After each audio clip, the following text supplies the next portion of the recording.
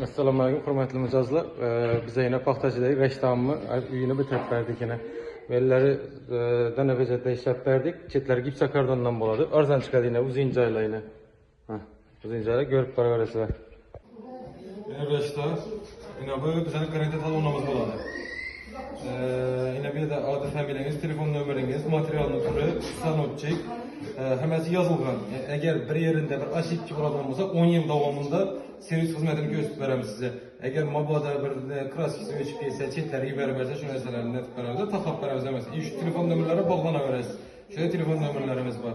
Yine işlənən çistanı adresi, həməsi. Bizdən işləm davam edəmisiniz?